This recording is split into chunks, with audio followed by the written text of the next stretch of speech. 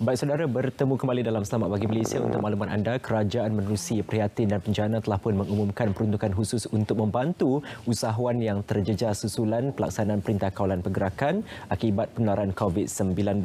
Bukan itu saja, Kementerian Pembangunan Usahawan dan Koperasi Medak juga telah mengumumkan pelan pemulihan usahawan pasca COVID-19 untuk tujuan sama. Usaha untuk membantu usahawan ini sebenarnya bukan sahaja dilaksanakan oleh kerajaan, malah agensi-agensi berkaitan turut menyahut seruan sama untuk membantu usahawan yang terjejas. Antaranya adalah Institut Keusahawan Negara atau lebih dikenali sebagai INSCAN. Apa sahaja yang telah dilaksanakan INSCAN untuk membantu usahawan yang terjejas akibat pelaksanaan Perintah Kawalan Pergerakan akibat penularan COVID-19.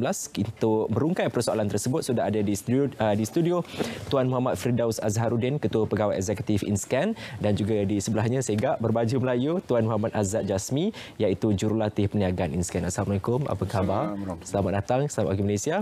Tuan, kita nak mulakan, kita tahu bahawa usahawan ini antara golongan yang terjejas teruk akibat pelaksanaan Perintah Kawalan Pergerakan, sedangkan kita juga tahu bahawa kelompok ini juga memberikan sumbangan yang signifikan kepada pertumbuhan ekonomi negara. Justru sangat penting untuk kita membantu memulihkan operasi perniagaan mereka pasca COVID-19 ini ataupun PKP. Pandangan Tuan sendiri.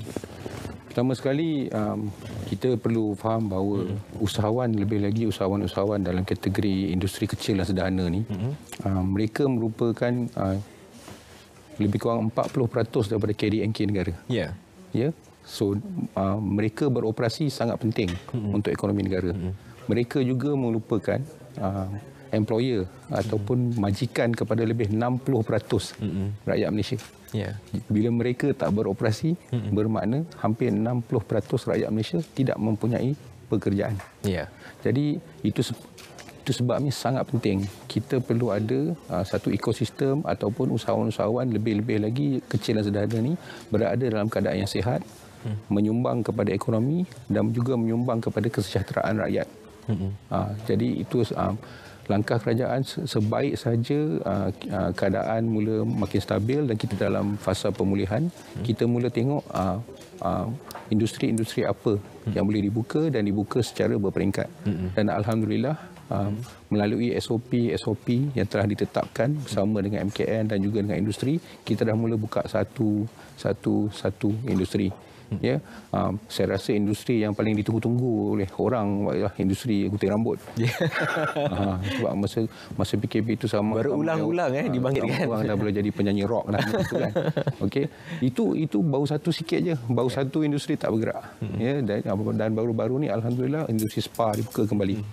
Tapi saya harap pemain-pemain industri dan pelanggan terutamanya perlu patuh pada SOP supaya kita boleh teruskan industri-industri ini dibuka untuk kelestarian mereka. Baik, Tuan Azad dah gunting rambut nampak pendek yang gunting sendiri ke kedai. Baik, kalau kita lihat dalam Prihatin dan juga Bencana, kerajaan menekankan tentang aspek pendigitalan dalam perniagaan. Peruntukan khusus juga diberikan untuk memperkasa sektor ekonomi gig.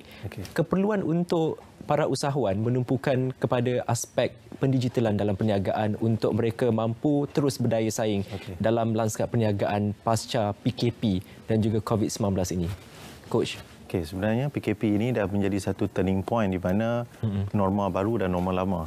Tetapi apa yang kita lihat, digitization ni sebenarnya kalaupun tidak disebabkan PKP, sepatutnya benda ni perlu dilestarikan. So ini adalah kita katakan satu hikmah ataupun blessing in disguise di mana benda itu berlaku lebih awal. So dari segi usahawan, sama ada B40 atau mana-mana usahawan, konsep pendigitalan ini adalah sesuatu yang perlu dilaksanakan. Mungkin kalau tidak kerana PKP, benda itu dilanjutkan.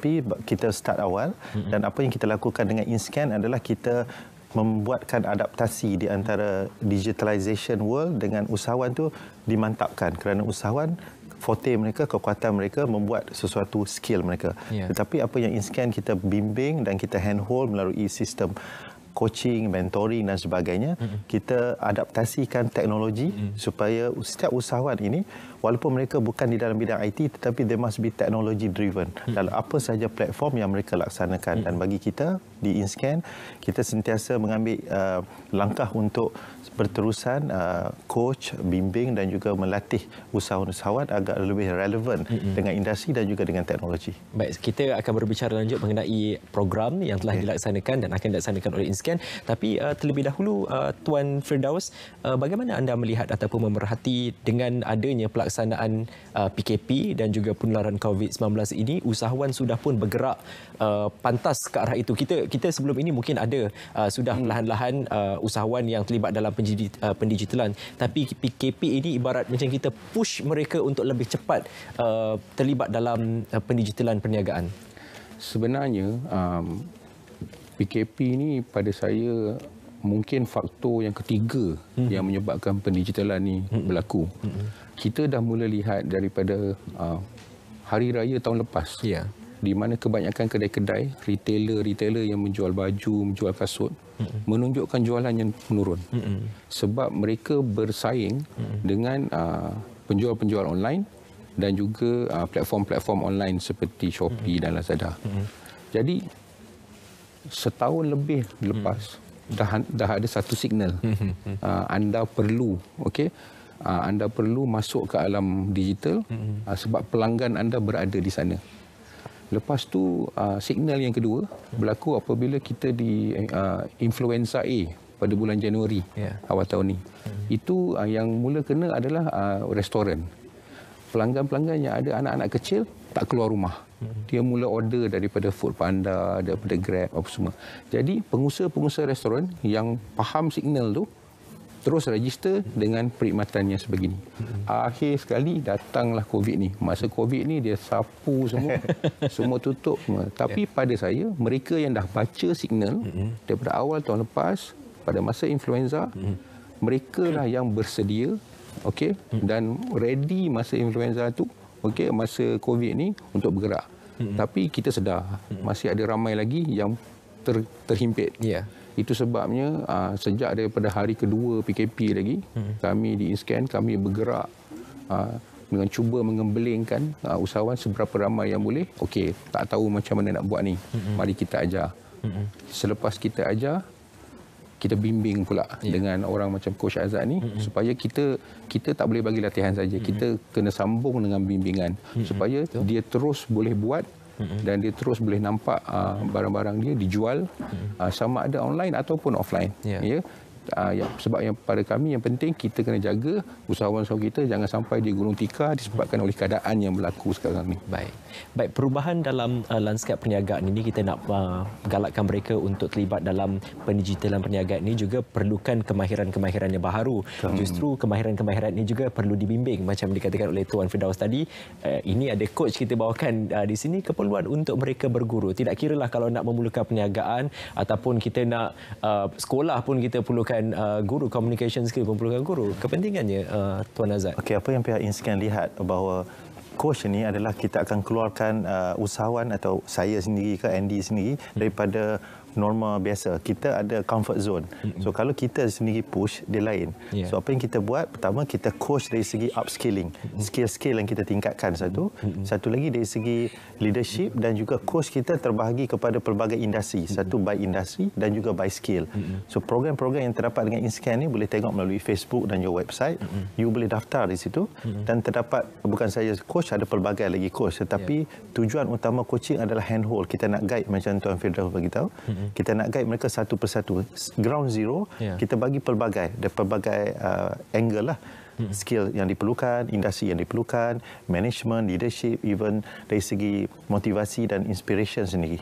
So pelbagai program boleh dilihat. Untuk usahawan Malaysia sendiri, apa yang kurang dan perlu untuk kita beri penekanan? Kita melihat ada 4 isu utama lah, bukan kata Malaysia mana-mana. Pertama dari segi marketing dan promotion satu, account dengan finance satu, admin dan HR, satu lagi dari segi teknologi apakah yang terbaru daripada industri masing-masing. So 4 skuadron itulah, marketing, promotion, admin dan juga administration, account and finance, dan juga dari segi teknologi tersebut.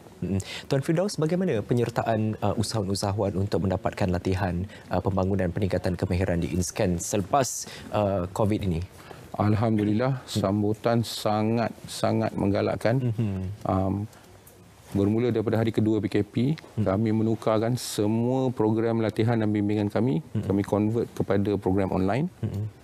Dan sambutan yang kita terima sangat menggalakkan. Kerana bila kita buka pendaftaran satu-satu kelas tu, dalam masa 2 jam dah penuh. Sampai dah jadi masalah baru. Ada pula feedback, komen daripada usahawan pada saya, cepat sangat penuh kelas. Saya rasa dia ada kena-mengena juga dengan masa PKP tu kita berkurung kat rumah. Kan? Jadi masa tu alhamdulillah lah, usahawan kata okey, saya tak boleh pergi mana-mana, saya tak boleh buat apa, kedai saya tak boleh buka, saya cari ilmu. Dan alhamdulillah dia cari InScan, dia cari agensi-agensi lain, okey, dan kita berikan bimbingan sewaktu dalam PKP tu secara online. Dan satu lagi perkara yang saya nak share yang agak penting ialah usahawan ni, terutama sekali masa kita berkurung tu, dia perlu dia perlu dikelilingi oleh usahawan-usahawan lain yang positif dan berjaya. Kita ada claustrophobia sikit berlaku pada waktu tu. Kalau usahawan tu dia tak bercampur, dia akan rasa tertekan. Kedai saya tak buka, saya kena bayar gaji, saya kena apa. Jadi kita provide satu platform di mana pagi dia berjumpa dengan 30 usahawan lain dalam Zoom ke, dalam Google Meet ke, terus rasa hati dia lapang. Sebab apa? Sama-sama mula-mula dia orang komplain lah. Okey, saya tak boleh buat ni, saya tak boleh buat tu. Tapi lama-lama dia kata, okey, dia buat ini, saya pun boleh tiru. Dia buat macam tu, saya pun boleh tiru. Jadi kita perlukan aksi-aksi positif yang seperti ini supaya untuk minda dia orang, supaya dia orang dapat diberikan motivasi untuk bergerak dan terus ke depan. Kalau tidak, dia orang akan jadi murung, dan kita dapati ramai yang terjadi macam itulah. Ya, untuk apa terus kekal di kerumun dengan masalah dah ada kita depan ini. Sebagai penutup secara ringkas, Coach Azad, sebab sekarang ini ramai yang tertumpu kepada jenis perniagaan yang sama. Jadi pemilihan jenis perniagaan itu bagaimana? Orang sekarang ni berniaga makanan semua trendingnya. Macam mana? Bagi saya, kelebihan ataupun kepakaran usahawan itu pelbagai. Tetapi apa yang penting adalah mereka mestilah industri relevan dan juga teknologi relevan. Maksudnya walaupun masak, baju, apa sahaja pun mesti berteknologi, berteraskan teknologi dan berlandaskan teknologi, dan juga mestilah berinovasi. So maksudnya dari segi apa yang mereka buat mesti berinovasi di dalam industri mereka, kepakaran mereka, dan mereka mestilah menggunakan teknologi bukan sebagai satu option tetapi satu kemestian. Baik. Terima kasih banyak-banyak Tuan Firdaus, Tuan Azad. Kita harapkan semoga masa ini lebih panjang untuk berkongsi input-input, tapi insya-Allah dalam waktu yang singkat ini input-input yang diberikan semoga bermanfaat untuk anda. Jangan lupa dapatkan manfaat menerusi program-program yang ditawarkan oleh InScan. Terima kasih sekali lagi. Jaga diri. Baik, saudara, sekarang ini selain berperang dengan COVID-19, kita juga berperang dengan maklumat yang tidak sahih. Untuk menentusahkan maklumat-maklumat yang sahih, rakan saya yang Kaca Azam Abdullah telah bersedia menerusi segmen Pastikan Sahih.